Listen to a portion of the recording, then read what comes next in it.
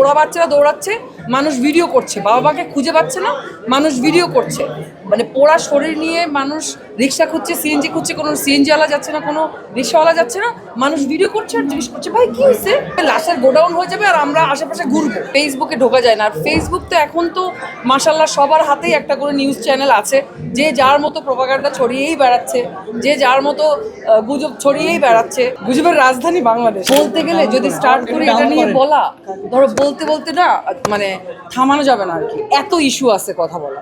মানে এই বিষয়টা নিয়ে যে এরকম একটা ঘটনা তো ঘটার কথা না, এবং ঘটনাতে যে কোনো ঘটনা ঘটার পিছনে দুইটা পক্ষ থাকে।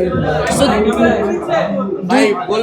দুইটা পক্ষর মধ্যে একটা পক্ষ ভিকটিম আর একটা পক্ষ হচ্ছে ধরো, হ্যাঁ তো ধরো ভিকটিম যদি আমি স্কুলটাকে ধরি, আর যদি আমি অন্য পক্ষ যদি বিমান বাহিনী, যেহেতু এটা দুর্ঘটনা বলা হচ্ছে তার মানে এটা ইচ্ছাকৃত না, কিন্তু ইচ্ছাকৃত না ওকে ফাইন, বাট এইটা তো এই ঘটনা তো প্রত্যাশা করারও মানে কোনো চান্সই নাই যে মানে এরকম একটা জায়গায় ফাইটার প্লেন উঠবে, বা আসলে দায়িত্ববোধ কার কতখানি, এখানে কার আসলে কোন প্লেন ব্যবহার করা উচিত ছিল, কোন এরিয়ায় কে ফাইটার জেট উড়াবে না উড়াবে, এটা নিয়ে এখন কেন আলোচনা হবে?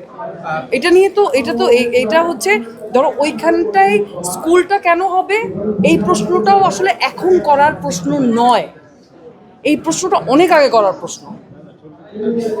অনেক কিছুই আমাদের দেশে ঘটে যাওয়ার পরে হয়তো আমরা সেটা নিয়ে আলোচনা সমালোচনা করি। এরকম আরো হিউজ ইস্যু আছে আমাদের এই ঢাকার সামনে, কিন্তু এটা না দেখার মতো ছিল না। মানে এটা মানে 2 দিন মানে প্রথম দিন থেকে মানে অসুস্থ হয়ে মানে তারপর থেকে ফেসবুকে ঢোকাই মানে বন্ধ করে দিয়েছি। ফোনে যতটুকু খবর নেওয়া যায় কাছের মানুষজনদেরকে তাদের খবর নিয়েছি, ফেসবুকে ঢোকা যায় না। আর ফেসবুক তো এখন তো মাশাল্লাহ সবার হাতেই একটা করে নিউজ চ্যানেল আছে, যে যার মতো প্রোপাগান্ডা ছড়িয়েই বেড়াচ্ছে, যে যার মতো গুজব ছড়িয়েই বেড়াচ্ছে। দেশের মানুষ প্যানিক করছে, মানুষজন অসুস্থ হয়ে যাচ্ছে, আর এইদিকে ছোট ছোট বাচ্চাগুলা মানে একদম কি বলবো মানে ঝলসানো ইয়ের মতো ঘুরে বেড়াচ্ছে, আর মানুষ সেখানে ফোন নিয়ে ঘুরে বেড়াচ্ছে। মানে এখন এই মুহূর্তে এইটা তো আমি বলতেই চাই, এই মুহূর্তে আমার দেশের মানুষের মনুষ্যত্ব কোথায়? যারা পুড়ে গেছে তাদের কথা বাদ, সাধারণ মানুষের মনুষ্যত্ব কোথায়? আমাদের সবার হাতে একটা করে ফোন আছে, ব্যাস খালি ভিডিও করতে হবে, ফেসবুকে দিতে হবে।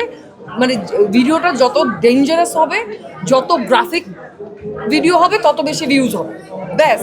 বাচ্চারা দৌড়াচ্ছে, পোড়া বাচ্চারা দৌড়াচ্ছে, মানুষ ভিডিও করছে, বাবা মাকে খুঁজে পাচ্ছে না, মানুষ ভিডিও করছে। মানে পোড়া শরীর নিয়ে মানুষ রিক্সা খুঁজছে, সিএনজি খুঁজছে, কোনো সিএনজিওয়ালা যাচ্ছে না, কোনো রিক্সাওয়ালা যাচ্ছে না, মানুষ ভিডিও করছে আর জিজ্ঞেস করছে ভাই কি হয়েছে।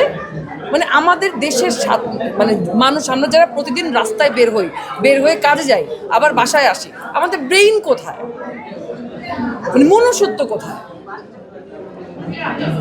তাহলে দেখা যাবে কি জানো, একটার পর একটা দুর্ঘটনা ঘটতে থাকছে, মানুষের মানে লাশের মিছিল পড়ে থাকবে, লাশের গোডাউন হয়ে যাবে আর আমরা আশেপাশে ঘুরবো। মানে আমাদের আসলে জানারও দরকার নেই মানুষটা কেন মরলো, কিভাবে মরলো, একটু বেঁচে আছে কিনা, এখন হসপিটালে নিয়ে গেলে বাঁচবে কিনা, ওগুলোও আমাদের জানার দরকার নেই, আগ্রহ নেই। আমরা ভিডিও করবো কি হয়েছে, ব্যাস এইটুকু। গুজব নিয়ে বলছিলেন, গুজবের রাজধানী বাংলাদেশ কিনা বিশ্বের মধ্যে? আমার তো তাই মনে হয়, একটা পাইলেই হয়েছে, গুজবের রাজধানী বাংলাদেশ। হ্যাঁ, ভালো ভালো হচ্ছে।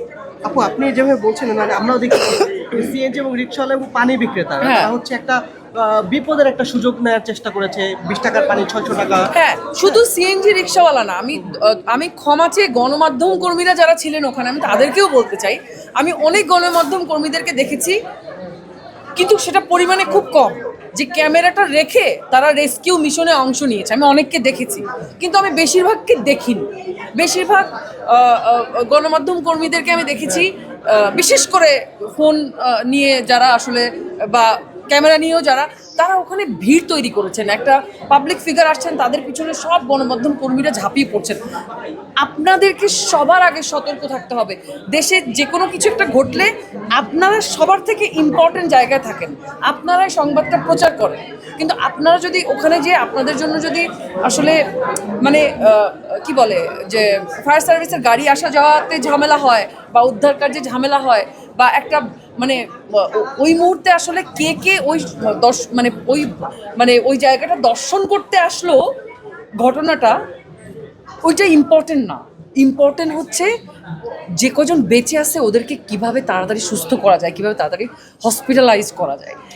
এক্ষেত্রে আমি খুব অল্প কিছু গণমাধ্যম কর্মীদেরকে দেখেছি যারা ক্যামেরাটা আমরা ভুলে ওইখানে ঝাঁপিয়ে পড়েছেন উদ্ধার কার্যে। বেশিরভাগ গণমাধ্যম কর্মীদেরকে আমি দেখিনি। সো আমি এই কারণেই বললাম।